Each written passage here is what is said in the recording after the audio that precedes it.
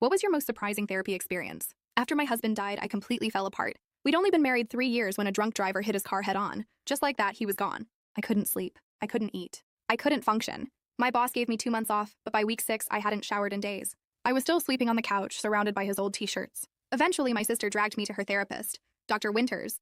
Beige walls, diplomas on the wall, those little sand gardens with the tiny rake.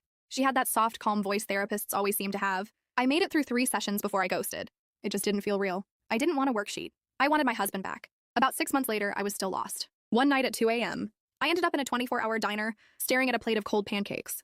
There was just one other person there, an older man reading a paperback. I knocked over my water glass, and he helped me clean it up. Then he looked at me and asked, "Rough night?" I don't know why, but I just told him everything. About the accident, the funeral, how I still couldn't throw away his toothbrush. He didn't interrupt, just listened. Then he scribbled something on a napkin and slid it over. "I'm retired now, but I used to help people. Come by tomorrow if you want to talk more." I almost threw it away. But the next night, I was standing at his door. His name was Frank. He answered in jeans and a coffee-stained sweater. His apartment was cluttered with books and old photos, no therapy couch, no framed degrees. Just a regular living room. "I'm not licensed anymore," he said, "but I'm still a good listener, and I don't charge." So I kept going back, twice a week, sometimes more. We didn't have sessions. We walked through the park. He taught me how to change my oil once. No 5-step programs, no stages of grief, just conversations. Grief isn't something you get over, he told me once while we were fishing. It's something you learn to carry differently. Slowly, I started to feel human again. I joined a pickup soccer game. I finally packed up my husband's clothes.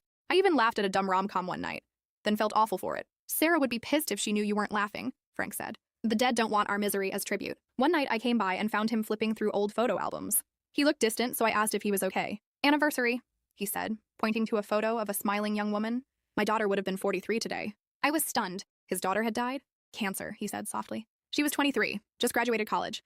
"You became a therapist after that?" I asked. Frank laughed. "No, I'd already been one for years. But after Maggie died, I couldn't do it anymore. Couldn't sit in that office listening to people complain about their commute or their coworkers." He paused. "I almost ended things. What changed was time. And a homeless man named Joe who used to sit in the park feeding squirrels. He'd lost everything, but still found joy in something small." Frank looked right at me. I realized I could die with Maggie, or live while carrying her with me. And that's what he did. Not as a formal therapist, but as someone who understood. On the anniversary of my husband's death, I thought I'd completely unravel. But instead, I went to the beach he loved, told him about my year, about Frank, and how I was learning to carry the weight, not be crushed by it. When I told Frank, he just smiled and said, "That's how you know you're healing."